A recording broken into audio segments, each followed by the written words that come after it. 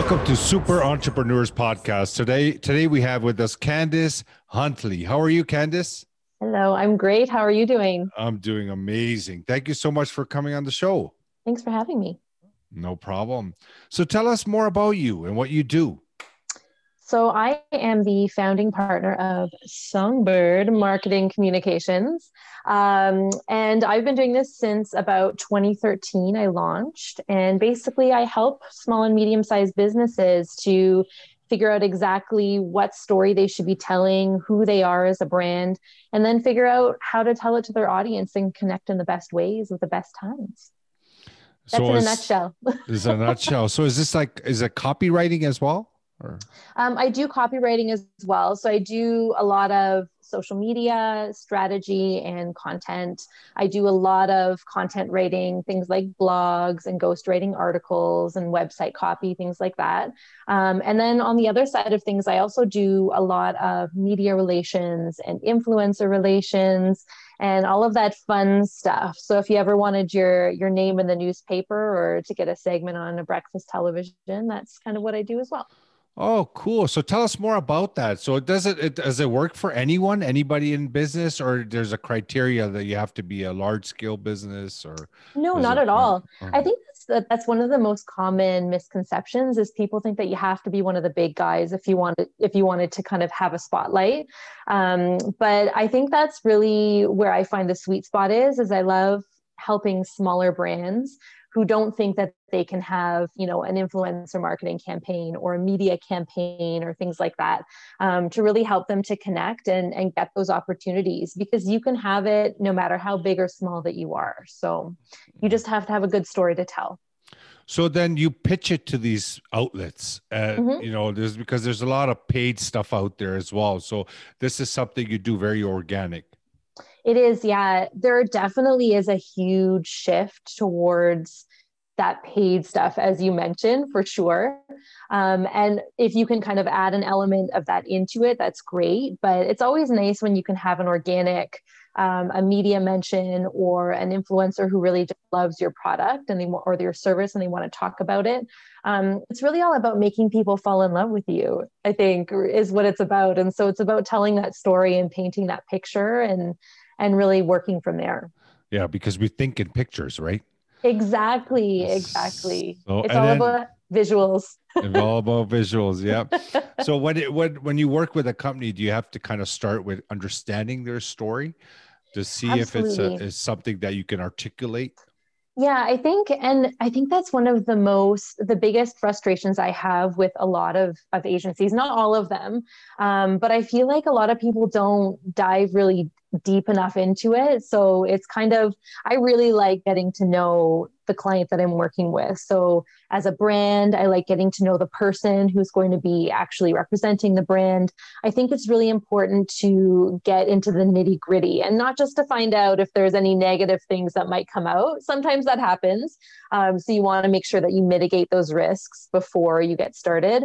But it's great just to kind of get that human touch and that personalized aspect behind the brand so that you can really just make it a unique pitch. You can turn a pitch about a chocolate into something so much more special if you have a story behind it, behind the brand. And you can extract that from people. Exactly. Yeah. It's all about that conversation, kind of like we're having now, just really trying to figure out exactly who somebody is and the best ways to approach things.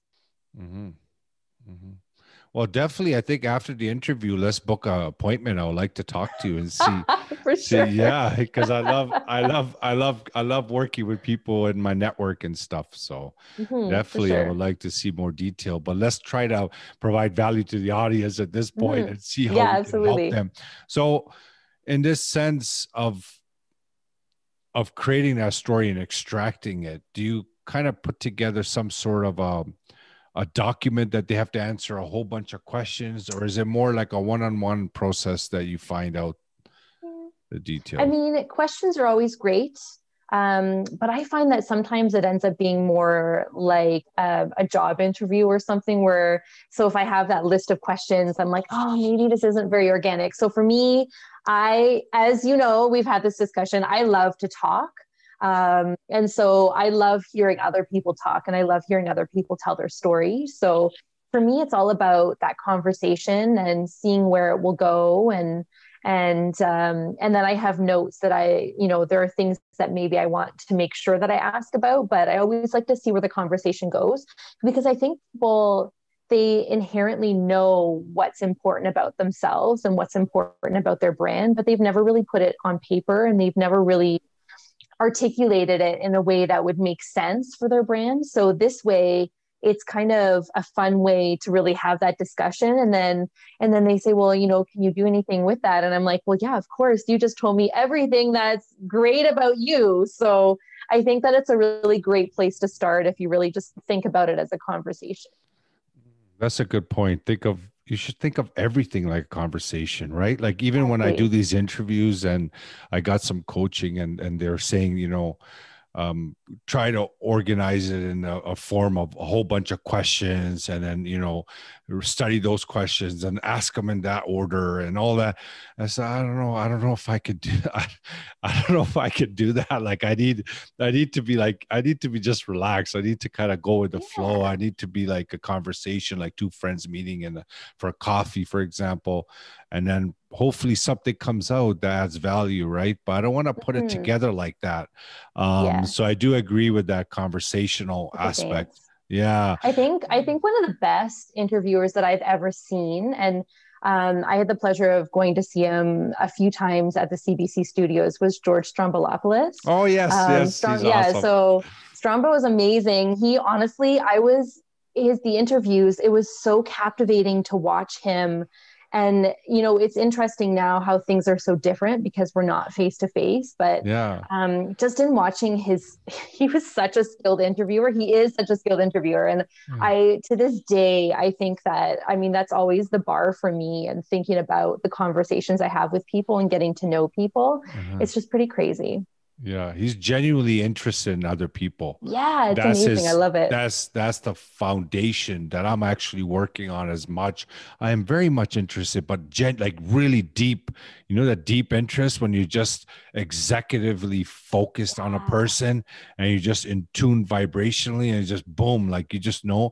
And it requires work, right? Like absolutely. everything, yeah. So you have to practice and get to that point. I do agree. Another thing I wanted to ask, I had a question in mind Sorry, I broke about, your train of thought. no, it's okay. It's okay. No, these are all great conversations. So for someone, I find that entrepreneurs, for example, they have so many stories, right? They have so much situations they went through and things that in their past and experiences, Mhm. and they want to articulate it around their brand to kind of explain what they're doing and how they got into it, how it relates to their stories. And they look for marketing companies, they look for branding companies. Mhm. They explain their story, and they just come back, yeah, we're gonna do email marketing, or yeah, we're gonna do social posts for you, or Mhm. yeah, we're gonna do this, or but and from my own personal experience too, I never got like say, hey, you know what, you got a great story. I want to do this with the story. I want to put it all together because this is where Mhm. it makes sense and this is where it doesn't make sense, and articulate the brand and provide that picture, right? Provide Mhm. that visibility of what it will look like in public. I never got that. How do you relate to that in what you do? Yeah, so I think that one of the biggest challenges that we come across with Songbird is always budget. Everyone has champagne taste, but you have beer budget. I'm sure you've heard that before. Yes. And so I think we talk about superpowers. I feel like this might be one of my superpowers. Is That really was going to be my question, but now it's good that you brought it up. I've been thinking Okay, about this a good. lot, and I have a few. I feel like I have a few superpowers. I don't know. I Sure. love it. Share them. But this might be one. I just feel like it's our job as agency owners, as agency representatives, to really take what somebody says and say, I think this is what you need. And most often it needs to start with that foundational brand work, that messaging, that really figuring out exactly what the important parts of someone's story are. So I think everything. I don't care if it's media, I don't care if it's email, social media, whatever the tactic is that is being used. I feel like it always needs to start with that. And I always start out with a one-page document with key messages on it. It doesn't matter what tactic I'm doing, because I feel like that always brings it back to those important things that we talked about, in our first discovery session or kickoff, whatever you want to call it. But I feel like even before we get to that point, it's really up to somebody from an agency to listen to what somebody wants to do and listen to what their goals are, listen to what their budget is, and say, this is what I think you should do. And I think that it's also great if you can kind of give a tiered rollout strategy. So, once you start making more money, then you can introduce this, but it's okay to start with just this. And so I think that having that bigger picture is always really important, because then you know where you're going. I think that, as agency owners and, people, again, agency representatives, we'll just say as marketing professionals, whatever you want to call us. I think that we need to start looking at working with clients more as a partnership rather than just a client agency relationship. And that is one of the big things that, is the foundation that Songbird is built on, is that I didn't want to have an agency that was just built on that transaction. It's really important to me that a client will, even if they don't work with me long-term, it's important for me, for a client to walk away saying, okay, we had a plan, or we have a plan, and we executed the plan and I'm happy with it, or this is what didn't work, so this is what we're going to do next. I think that there always needs to be that sense of moving forward and working with someone that's going to help you grow, whoever that person is going to be. Mm-hmm, mm-hmm. So about the budget part, so basically articulating that message and that overall picture of the brand depends on the budget. So if someone comes in with a lower budget, then you will take away, like, are you still going to analyze the business? So I'm just trying to understand, Absolutely. because the story is such an important That's what I'm saying. It doesn't matter if we're doing, right? it doesn't matter if we're doing something small with a small budget or something that's a huge splash with a larger budget. It always starts with that foundation, because you want to make sure that you maximize your dollars, and you want to make sure that you maximize the dollars that your clients have. And in my opinion, it's important to always start with that. So you always want to do that. I hate using the term deep dive, but that's really what it is. It's really kind of getting into the nitty gritty with somebody else and figuring out exactly what makes them tick and what makes them unique and what makes their brand unique and what they feel is important about their brand, what their customers feel is important about their brand. And once you do that, even if you have a small budget, you can still have a larger impact with whatever strategy you go with. And that was so funny, Candace, because when, like, for example, for me, I have such, everybody has stories, but I have such nuggets that whoever I talk to, they find it very interesting. Like, I've even heard them, people say, hey, you should put that into a book, blah, blah, blah. Right. So, but when I go to marketing companies, like I haven't gotten what you're talking about. Like, this is unique to me. I don't know if you experience this in the industry or not, unless I was going to the wrong places. I don't know, but I'm just saying that is such an important component, is to understand that brand, to understand that client's story, understand where they're coming from, to put together, especially for personal branding, to put it all 100%. Together, to articulate what kind of message are we launching with, and what are we going to go next? And I don't know, is that an issue in the market in your industry, or is it standard what you're doing? I mean, the industry is pretty saturated. It doesn't matter what city you're in. There are a lot of us out there. I'm not going to lie. There's a lot of us out there. There are a lot of businesses that use marketing and branding. So I think that there's probably an agency or a freelancer even for everybody. And I think it's important to try to find the right person. So sometimes it even comes down to asking the right questions if you're a client looking for somebody. And sometimes it comes down to just, do we mesh well, And that doesn't, obviously that's not an exact science. There's nothing that you can say, there's no question specifically that you can ask. Sometimes you just don't like somebody. Yeah. It's just, you just don't And connect. yeah, exactly. You don't connect and you don't want to force it because that's not going to be good for either of you. Personally, for me, I prefer to enjoy working with people that I'm working with. It's so So important. exactly, and if a client feels like I'm not the right fit for them, or my team isn't the right fit, then I would rather refer them to somebody else. Have you fired a If client? I have fired a client, Yeah, same I here. have. Yeah. It's important, again, Yeah. sometimes, and as a young entrepreneur, when I was just getting started, we won't talk about how old I am. I'm young still. But yeah, getting started, when I say as a young entrepreneur, I was a baby entrepreneur when I got started, and I kind of jumped into things head first, and I learned a lot in my first few years. And sometimes you say yes to somebody and then you realize that it was the wrong thing to do because you ignored all the red flags, or something comes up and you realize that it's really not the best fit. So I have, and I've parted ways with clients. I think it's just a couple. Yeah, it comes with experience too, right? You could just tell, and then it's Exactly. vibrationally you can tell too if you 100%. connect with someone and how the experience is going to be. Mm-hmm. Majority, I think fundamentally, like everybody's a good person, it's just the way that the experiences they had in their life kind of 100%. changes their conditioning, and they represent themselves differently Yeah. than who they truly are. I find that if they really go in and find that person who it is, bring it out more, the good stuff, Yeah.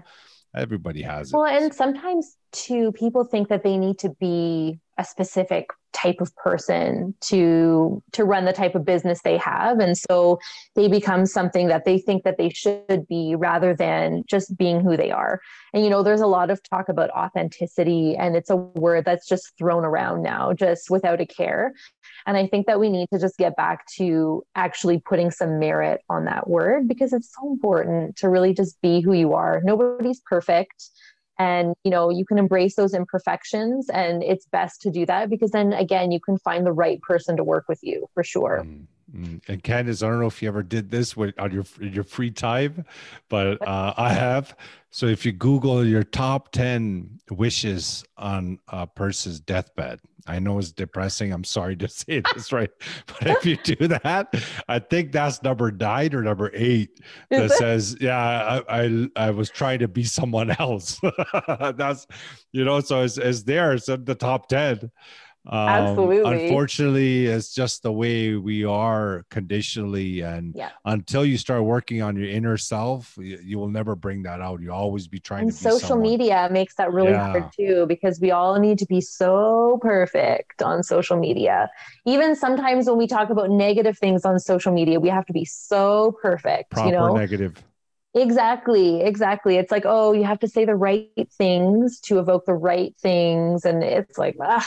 How's your creativity on that point? Like, are you able to kind of get that attention in a unique way in your posts and your articles? Yeah, I mean, again, when you start with what's unique about you, I think that really is a really great place to start, and it's a good place to focus on. And I think too, social media, if we're talking about that, has changed so significantly, especially for brands, that I mean, we have to really start getting away from these vanity metrics and looking at things like, oh, I have 20,000 followers. Okay, well, how many of them are buying from you? Yeah, that's the thing, So converting, yeah, right? we get so stuck in that rut of those vanity metrics that, and again, social media has become it's a vain place sometimes. And so you have to think of in other terms and think about engaging, and like we're having right now, those conversations, those can be had on social as well. Yeah, and what was I going to ask again? See, I keep forgetting things today. What is it? Monday today or Wednesday? Sorry. I don't even know what day it is.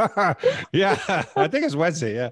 Um, I was going to ask about the post that you create. Mhm.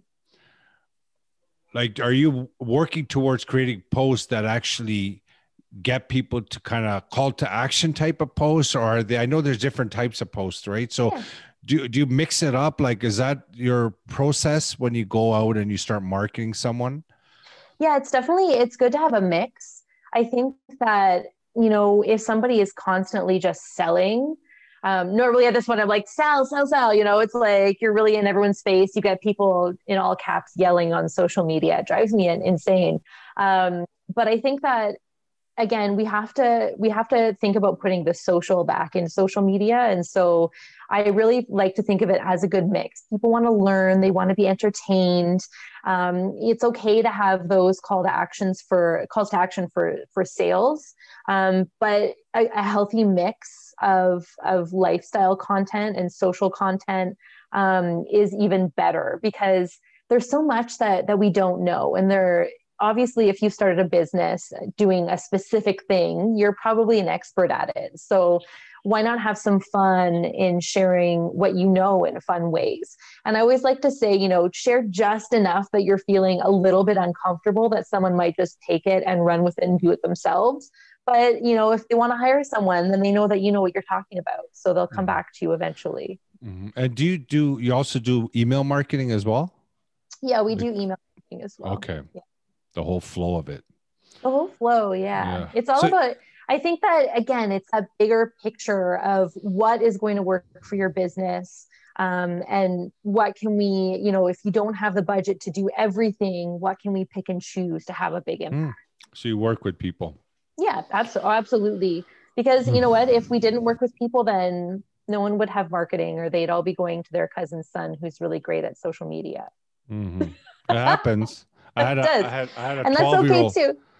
Yeah, it's okay. I had a 12-year-old reach out to me on LinkedIn, and he says, I have no idea. He was saying like, oh, I could do this for you, I could do that for you. I was like, wow, like this guy's incredible. I said, let's set up a meeting. So because I'm like that, like anybody reaches out to me, I always give them a chance. I just feel like what you put out, you get. I just live 100%. From my higher side, and I don't shut anyone out, unless I doesn't work, it doesn't work. Right. Yeah. But so I met with him and everything, and we're talking. I go, man, I'm thinking this guy is so young. He looks so young. I don't know. I shouldn't ask him. Maybe should I ask him? Should I ask him how old is he? Well, maybe he's gonna think it's rude. And I'm like thinking all these thoughts while he's talking. I say, oh no, focus. So I'm trying to focus him too, and it kept coming back and forth in my mind. And it just came up itself. He said, yeah, I'm 12 years old and I've been doing it since I was 9. And it was like $2,500 he wanted a month, every month, man. Like it was just like Instagram growth or something like that.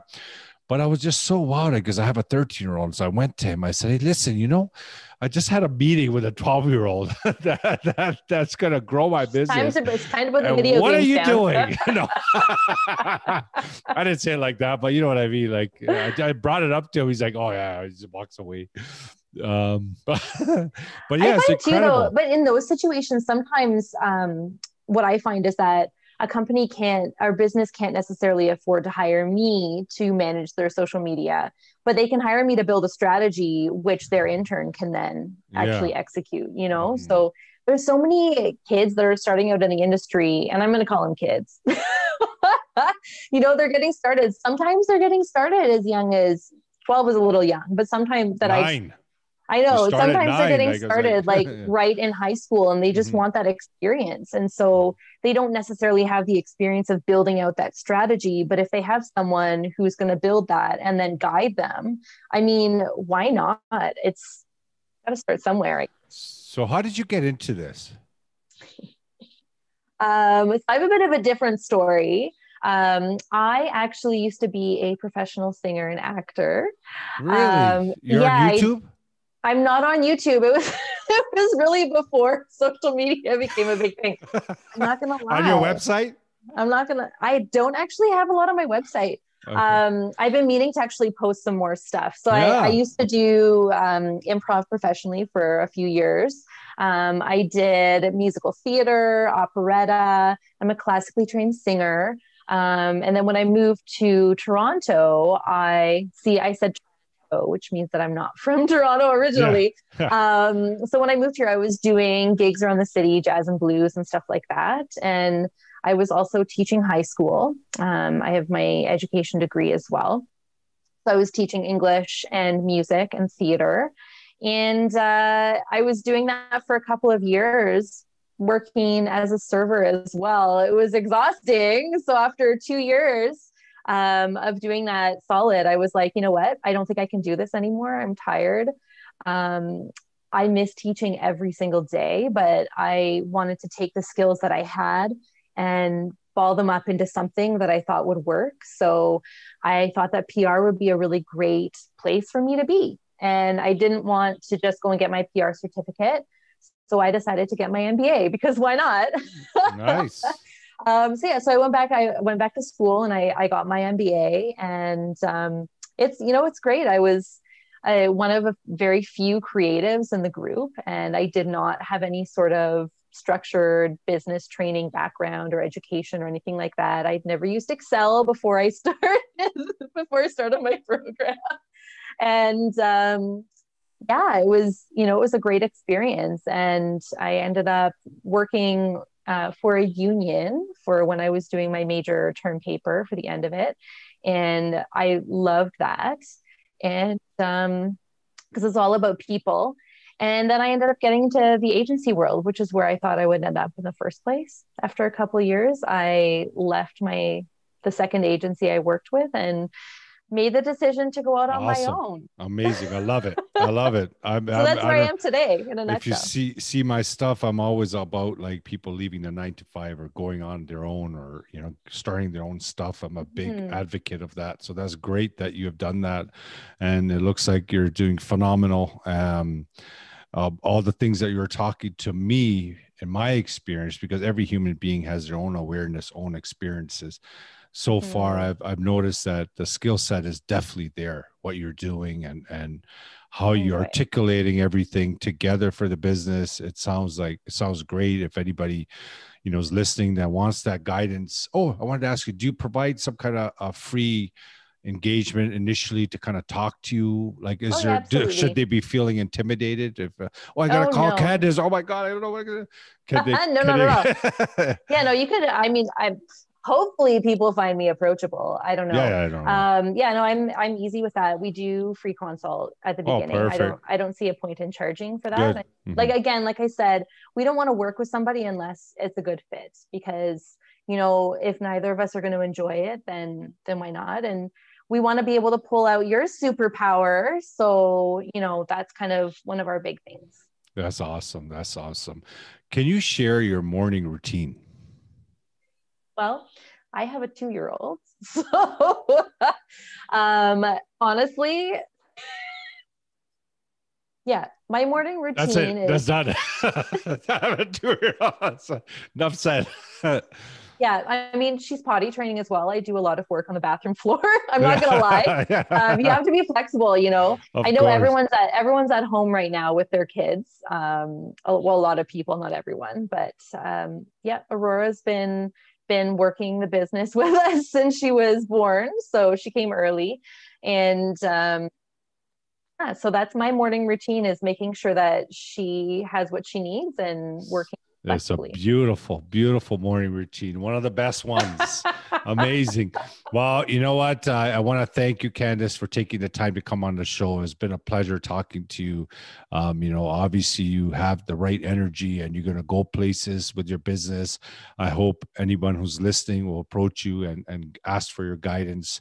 You have the expertise, you have the knowledge. It's always beneficial for people to get help from areas they don't know about. I spent years trying to figure things out on my own, and I wasted thousands and I wasted time, and it's just highly recommended to go to people that can help you, because genuinely 100%. People that are in business are there to help. If they're not, they don't last long. So just remember that. Remember that they're out there. If they're around, that means they mean well. So approach them, take advantage.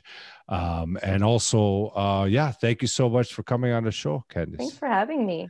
No problem. Have a great day.